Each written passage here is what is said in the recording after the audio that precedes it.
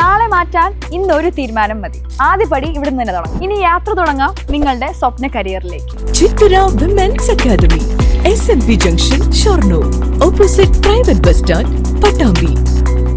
ഒറ്റപ്പാലം നഗരസഭയിലെ ഹരിതകർമ്മസേന വീടുകളിൽ നിന്നും നിർബന്ധിതമായി യൂസർ ഫീ വാങ്ങുന്നതായി പരാതി. ഒറ്റപ്പാലം നഗരസഭയിലെ ഹരിതകർമ്മസേന വീടുകളിൽ നിന്നും നിർബന്ധിതമായി യൂസർ ഫീ വാങ്ങുന്നതായി പരാതി.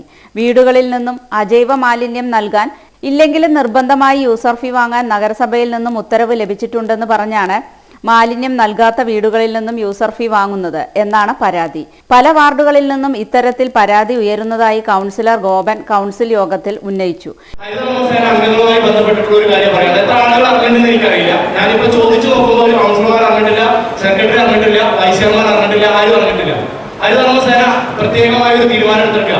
ഇന്നലെ മുതൽ കയറി ചെല്ലുന്ന എല്ലാ വീട്ടിൽ നിന്നും വേസ്റ്റ് തന്നാലും തന്നില്ലെങ്കിലും 60 രൂപ കൊടുക്കണം എന്നാണ് തിട്ടൂർ ഇറക്കിയിട്ടുള്ളത്. എത്ര ആളുകൾക്ക് ഇന്നലെ കോൾ വന്നിട്ടെന്ന് എനിക്കറിയില്ല.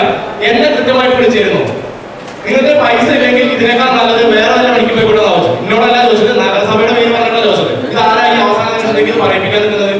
ഇതിനെ ബന്ധപ്പെട്ട ആളുകൾ അറിയാതെ ആരാണ് ഇങ്ങനെ തീരുമാനം എടുക്കുന്നത്? ഇതൊക്കെ അന്വേഷിച്ച് വന്നു നോക്കിയപ്പോൾ ഒരു ഓർഡർ അയച്ചു തന്നു. എന്ന് പറഞ്ഞാൽ സർക്കാർ പഞ്ചായത്തുകളിലൊക്കെ നടപ്പിലാക്കിക്കൊണ്ടിരിക്കുന്നുണ്ട് എന്നുള്ളത് ശരിയാണ്. സർക്കാർ ഓർഡറുകൾ നടപ്പിലാക്കണം, അതെല്ലാം കൃത്യമായി കൈകാര്യം ചെയ്തു പോകണം. അതിന് നമ്മൾ സ്വാഗതം ചെയ്യാം. അതിന് ഞങ്ങൾ തീർച്ചയായിട്ടും എല്ലാ സപ്പോർട്ടായിട്ട് കൂടെ ഉണ്ടാവും.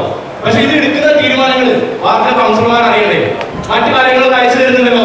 വീടുകളിലേക്ക് ഇന്ന ദിവസം ഇറങ്ങുന്നു, അതുകൊണ്ട് ഇന്ന സാധനങ്ങൾ വേണം എന്ന് പറഞ്ഞിട്ട് ഞങ്ങൾക്ക് മെസ്സേജ് തരുന്നുണ്ട്. ഞങ്ങൾ അതെല്ലാം കൃത്യമായിട്ട് വാർഡിലേക്ക് അയക്കുന്നുണ്ട്.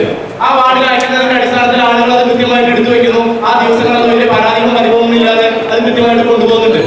പക്ഷെ ഇപ്പോ തന്നാലും തന്നില്ലെങ്കിലും 60 രൂപ വീതം എല്ലാ വീട്ടിൽ നിന്ന് വേണം എന്ന് പറയുന്നത് ഈ നഗരസഭ തീരുമാനം എടുത്തിട്ട് അത് ഓർഡർ ആയിട്ടുണ്ടോ?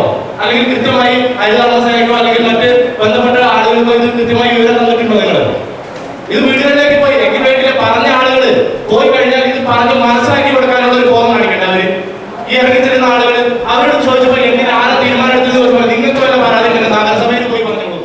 ഇക്കാര്യം സെക്രട്ടറി ഉൾപ്പെടെ ആരും അറിഞ്ഞിട്ടില്ല എന്നതാണ് വാസ്തവം. 2024-25 സാമ്പത്തിക വർഷത്തെ സ്പിൽ ഓവറായി 2025-26 വർഷത്തേക്ക് ഭേദഗതി ചെയ്യുന്നതും 2025-26 വകയിരുത്തിയ പദ്ധതികളിൽ അനിവാര്യമായ ഭേദഗതിയും ചർച്ച ചെയ്യാനാണ് കൗൺസിൽ യോഗം ചേർന്നത്.